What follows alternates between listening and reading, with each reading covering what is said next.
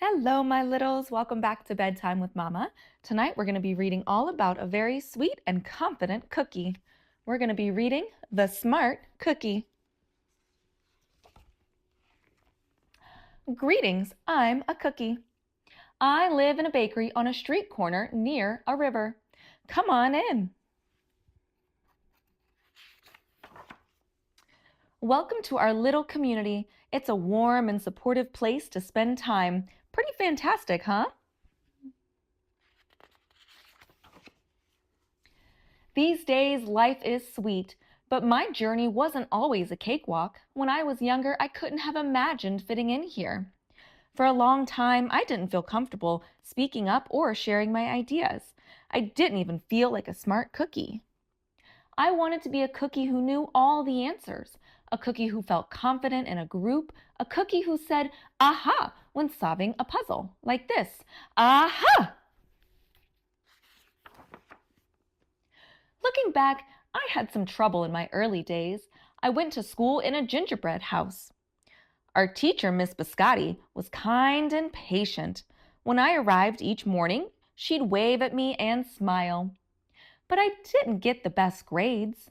And I never raised my hand because I couldn't think of the answers as fast as the others. And I was the last to finish most tests. Sigh. It wasn't because I didn't care, and it wasn't because I didn't try. Sometimes I'd get distracted and I'd mess up, even though I knew the material. Those were the most frustrating moments of all. Once I misspelled the word dough. That was rough. Another time, I added when I meant to subtract. Occasionally, we'd have a lesson where I had absolutely no idea what was happening. I just couldn't keep up.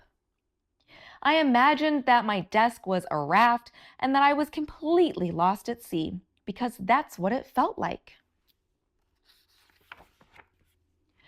At night, I slept in a cookie jar, and I had about 6 dozen roommates.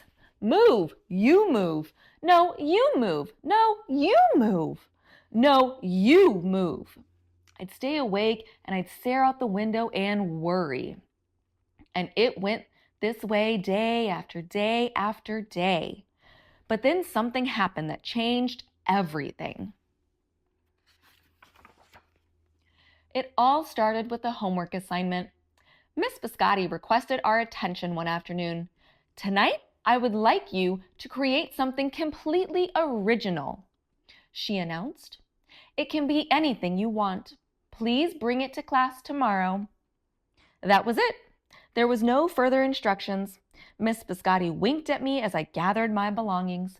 I felt like I had a million butterflies in my stomach. Create anything? Something original? Due tomorrow?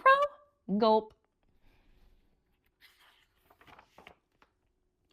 When I got home, I immediately went to work. At first, I tried a cooking project. The results were half-baked. Next, I tried to hammer and nail something. It splintered immediately. And then I tried making a sculpture. It was a complete bust. I wondered if I was about to fail yet another assignment. I was stuck. I stared out the window and watched the rain hit the river. There was something memorizing about the water, how it moved in such a chaotic way, swirling around and around, yet ultimately figuring out exactly where it needed to go. Aha! Suddenly, I had an idea. I decided to write something original, a poem. I came up with the title based on how I'd been feeling, My Crumbly Days. After that, the rest of it seemed to fall into place. I wrote and I wrote. I lost track of time. An hour went by in a flash. Aha! I said when I was finished. I couldn't sleep that night but it wasn't because I was worried. It was because I was excited. I felt like I had really accomplished something. I felt smart. The following day, Miss Biscotti asked for volunteers to share what we'd created. One kid showed off the original frosting art. Another kid revealed her sprinkle distribution machine. It was neat seeing how everyone was good at such different things. Finally, Miss Biscotti turned to me. "Would you like to share anything?" she asked. Gulp, I gulped. I thought I'd probably crumble under the pressure. But I made my way to the front of the classroom. I noticed my hands were shaking. My mouth went dry. "My poem is called My Crumbly Days," I said, my voice cracking, and then I read it aloud. As I spoke, I noticed some kids were nodding at certain lines. One kid laughed at the parts that were supposed to be funny. As I built towards the finale, I felt myself becoming more confident and animated. And in the end, everybody clapped and cheered. I promise you this, I'll never, ever forget it. Miss Biscotti was beaming.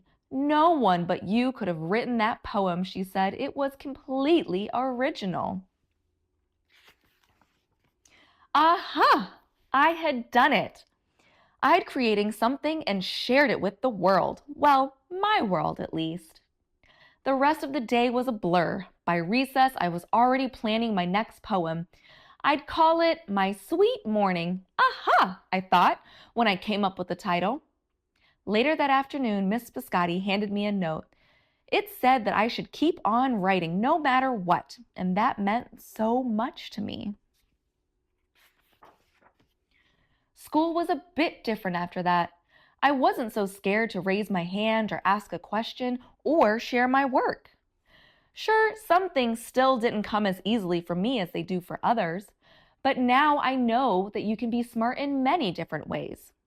You don't have to always have the answers to every question or suddenly be great at everything all at once. You just need a chance to try all kinds of things to find out who you are and what you like to do.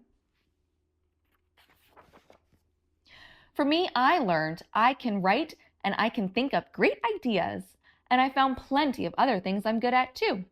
I no longer feel lost at sea. It's more like floating down a river, and the best part is there's always more to learn because we're all smart cookies. That book was so much fun. I love this sweet, sweet cookie. I hope you enjoyed it as much as I did. Don't forget to like and follow along for more stories. I'll see you another night. Sweet dreams.